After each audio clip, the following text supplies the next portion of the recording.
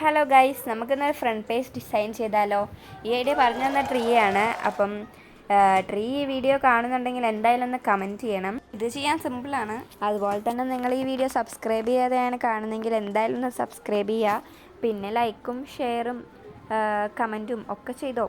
അപ്പോൾ നമുക്ക് നമ്മുടെ കാര്യത്തിലേക്ക് വരാം. എന്താണെന്ന് വെച്ചാൽ ഒരു ബാങ്കിൾ വെച്ചിട്ട് നമ്മൾ കുറച്ച് സർക്കിൾസ് ഇതേപോലെ വരച്ചെടുക്കണം. ഒരു സൈഡിൽ 6 സർക്കിൾസ് വരച്ചെടുക്കണം. അത് കഴിഞ്ഞിട്ട് കുറച്ച് ഡെക്കറേറ്റ് ചെയ്യാൻ വേണ്ടിയിട്ട് നമ്മൾ ഇതേപോലെ വരച്ചെടുക്കണം. ഗ്രീൻ കളർ വെച്ചിട്ട് നമ്മളിപ്പം ഗ്രീൻ തീമായിട്ടാണ് ഈ ഫ്രണ്ട് പേജ് ഡിസൈൻ ചെയ്യുന്നത്. അപ്പോൾ നമ്മൾ എല്ലാത്തിലും ഒന്ന് വള്ളി പോലെ ഇങ്ങനെ വരച്ചെടുക്കണം.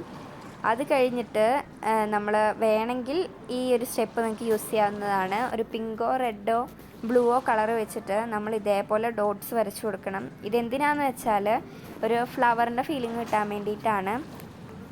ഇപ്പം ഞാൻ വീഡിയോ എടുത്ത സമയത്ത് വലിയ ക്ലിയർ ഇല്ലായിരുന്നു, അതാണ് കളറൊക്കെ ഇങ്ങനെ ഇരിക്കുന്നത്. അതൊന്നും നിങ്ങൾ മൈൻഡാക്കേണ്ട കാര്യമില്ല. അപ്പോൾ ഈ സർക്കിൾസുള്ളിൽ നമ്മൾ സബ്ജക്റ്റിൻ്റെ പേരാണ് എഴുതുന്നത്.